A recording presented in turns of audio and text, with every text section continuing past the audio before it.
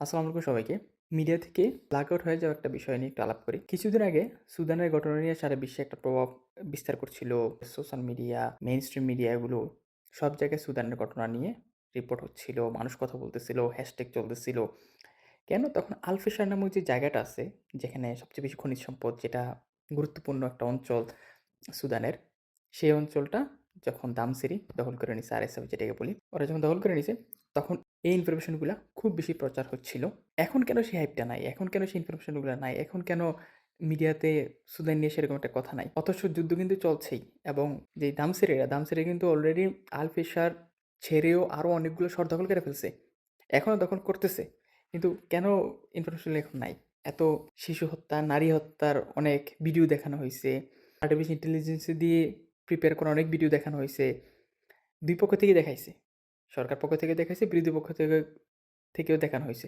এখন কেন নাই? খুবই গুরুত্বপূর্ণ বিষয়।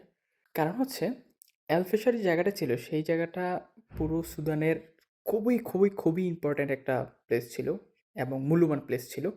সেখানেই বড় ধরনের খনিজ সম্পদ লুকায়িত আছে এবং সেখান থেকে খনিজ সম্পদ উত্তোলন করা হচ্ছিল। সো ওইটা যখন হাতছাড়া হয়ে গেছে বা হাতছাড়া হচ্ছিল, তখন থেকেই যত ধরনের ঝামেলা শুরু হইছে। কিন্তু যখন ওইটার ঝামেলা শেষ, তখন মিডিয়া থেকেও সুদানের সকল গণহত্যা, সকল যুদ্ধ, বিগ্রহ সবকিছু কোথায় যেন হারায় গেল। কিন্তু তা কিন্তু না। যুদ্ধ কিন্তু রেগুলার হচ্ছে।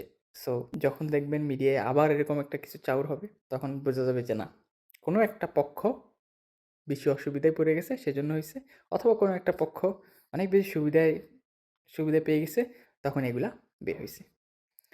সো মিডিয়াকে সরাসরি বিশ্বাস করা, ইনস্ট্যান্ট বিশ্বাস করাটা এই সময়ের জন্য, বিশেষ করে এই সেঞ্চুরির জন্য বা এই দশকে যে ঘটনাগুলো ঘটতেছে, এই ঘটনাগুলো হুট করে বিশ্বাস করাটা, হুট করে ট্রেন্ডে গা ভাসায় দেওয়াটা একটু ডেঞ্জারাস।